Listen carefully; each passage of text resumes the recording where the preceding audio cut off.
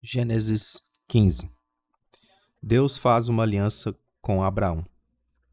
Depois disso, Abraão teve uma visão, e nela o Senhor lhe disse: Abraão, não tenha medo.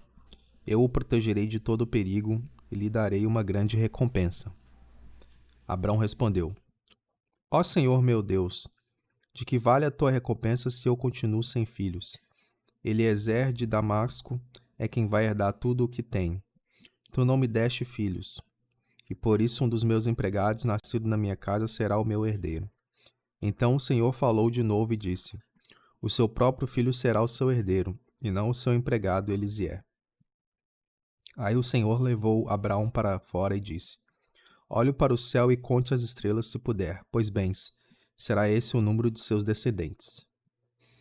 Abraão creu em Deus, o Senhor, e por isso o Senhor o aceitou. O Senhor disse também: Eu sou Deus, o Senhor, e eu o tirei da Babilônia, da cidade de Ur, a fim de lhe dar essa terra para ser sua propriedade. Ó Senhor meu Deus, disse Abraão, não posso ter certeza de que essa terra será minha. O Senhor respondeu: Traga para mim uma vaca, uma cabra e uma ovelha, todas de 3 anos, e também uma rolinha e um pombo. Abraão levou esses animais para o Senhor, cortou-os pelo meio e colocou as metades uma em frente à outra, em 2 fileiras. Porém as árvores ele não cortou. Então os urubus começaram a descer sobre os animais mortos, mas Abraão os enxotava. Quando começou a anoitecer, Abraão caiu num sono profundo. De repente ficou com medo e o pavor tomou conta dele. Então o Senhor disse: Fique sabendo com certeza que os seus descendentes viverão num país estrangeiro. Ali serão escravos e serão maltratados durante 400 anos. Mas eu castigarei a nação que os escravizar, e os seus descendentes, Abrão, sairão livres, levando muitas riquezas. Você terá uma velhice abençoada, morrerá em paz. Será sepultado e irá se reunir com seus antepassados no mundo dos mortos. Depois de 4 gerações, seus descendentes voltarão para cá, pois eu não expulsarei os amoreus, até que eles se tornem tão maus que mereçam ser castigados. A noite caiu e veio a escuridão. De repente apareceu um braseiro que soltava fumaça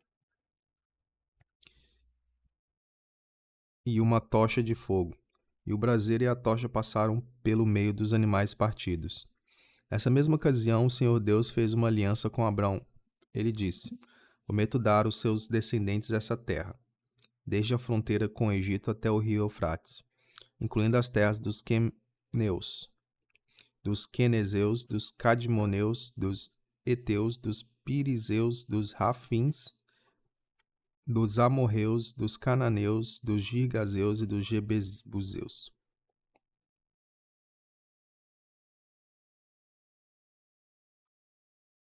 Gênesis 16. Agar e Ismael. Sarai, a mulher de Abrão, não lhe tinha dado filhos. Ela possuía uma escrava egípcia que se chamava Agar. Um dia Sarai disse a Abrão: Já que o Senhor Deus não me deixa ter filhos, tenha relações com a minha escrava. Talvez assim, por meio dela, eu possa ter filhos.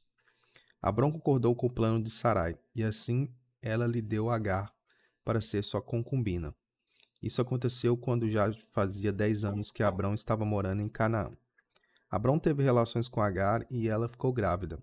Quando descobriu que estava grávida, Agar começou a olhar com desprezo para Sarai, a sua dona.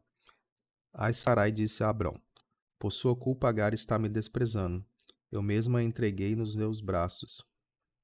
E agora que sabe que está grávida, ela fica me tratando com desprezo. Que o Senhor Deus julgue quem é o culpado, se é você ou se sou eu. Abrão respondeu: Está bem, Agar é sua escrava, você manda nela. Faça com ela o que quiser. Daí Sarai começou a maltratá-la tanto que ela fugiu. Mas o anjo do Senhor a encontrou no deserto, perto de uma fonte que fica no caminho de sul, e perguntou: Agar, escrava de Sarai, de onde você vem e para onde está indo? Estou fugindo da minha dona, respondeu ela. Então o anjo do Senhor deu a seguinte ordem: Volte para sua dona e seja obediente a ela em tudo. E o anjo do Senhor disse também: Eu farei com que o número de seus descendentes seja grande. Eles serão tantos que ninguém poderá contá-los. Você estará grávida e terá um filho, e porá nele o nome de Ismael, pois o Senhor Deus ouviu o seu grito de aflição. Esse filho será como um jumento selvagem. Ele lutará contra todos, e todos lutarão contra ele. E ele viverá longe de todos e seus parentes. Então Agar deu ao Senhor este nome, o Deus que vê. Isso porque ele havia falado com ela, e ela havia perguntado a si mesma: será verdade que eu vi aquele que me vê? É por isso que esse poço que fica entre Cádiz e Bernésia é chamado de Poço daquele que vive e me vê. Agar deu um filho a Abraão, e ele pôs no menino o nome de Ismael. Abraão tinha 86 anos quando Ismael nasceu.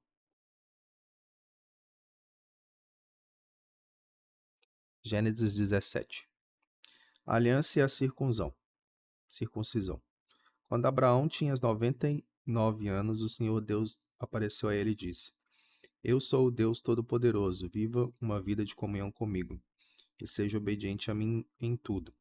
Eu farei a minha aliança com você e lhe darei muitos descendentes. Então Abraão se ajoelhou, encostou o rosto no chão, e Deus lhe disse: Eu faço com você esta aliança, prometo que você será o pai de muitas nações. Daqui em diante o seu nome será Abraão e não Abrão, pois eu vou fazer com que você seja pai de muitas nações. Farei com que os seus descendentes sejam muito numerosos, e alguns deles serão reis. A aliança que estou fazendo para sempre com você e com seus descendentes é a seguinte: eu serei para sempre o Deus de você e o Deus de seus descendentes, e darei a você e a eles a terra onde vocês estão morando como estrangeiro. Toda a terra de Canaã será para sempre dos seus descendentes, e eu serei Deus deles. Deus continuou: Você, Abrão, será fiel à minha aliança, você e seus descendentes para sempre, pela aliança que estou fazendo com você e com seus descendentes. Todos os homens entre vocês deverão ser circuncidados. A circuncisão servirá como sinal da aliança que há entre mim e vocês. De hoje em diante, vocês circuncidarão todos os meninos 8 dias depois de nascidos, e também os escravos que nasceram nas casas de vocês, e os que forem comprados de estrangeiros. Tanto os uns como os outros deverão ser circuncidados sem falta. Esse será o sinal que vai ficar no seu corpo para mostrar que a minha aliança com vocês é para sempre. Quem não for circuncidado não poderá morar no meio de vocês, pois não respeitou a minha aliança. Depois Deus disse a Abrão: De hoje em diante não chame mais sua mulher de Sarai, mas de Sara. Eu a abençoarei e darei a você um filho, que nascerá dela. Sim, eu a abençoarei e ela será mãe de nações, e haverá reis entre os seus descendentes. Abraão se ajoelhou, encostou o rosto no chão e começou a rir para pensar assim: Por acaso um homem de 100 anos pode ser pai? E será que Sara com os seus 90 anos poderá ter um filho? Então Abraão disse a Deus o seguinte: Quem dera que Ismael vivesse abençoado por ti. Mas Deus respondeu: O que eu disse foi que Sara, sua mulher, lhe dará um filho, e você chamará de Isaque. Eu manterei a minha aliança com ele e com os seus descendentes para sempre. Também ouvi o seu pedido a respeito de Ismael, e eu o abençoarei, e lhe darei muitos filhos e muitos descendentes. Ele será pai de 12 príncipes, e eu farei com que os descendentes dele sejam uma grande nação. Mas a minha aliança eu manterei com Isaque, seu filho, que Sara dará à luz nessa mesma época, no ano que vem. Quando acabou de falar com Abraão, Deus subiu e deixou. Naquele mesmo dia, Abraão fez como Deus havia mandado. Ele circuncidou seu filho Ismael e todos os outros homens da sua casa, incluindo os escravos nascidos na sua casa, e os que tinham sido comprados de estrangeiros. Abraão tinha 99 anos quando foi circuncidado, e o seu filho Ismael tinha 13. Os dois foram circuncidados no mesmo dia. E foram circuncidados também todos os escravos de Abraão, tanto os nascidos na sua casa como os que tinham sido comprados no estrangeiro.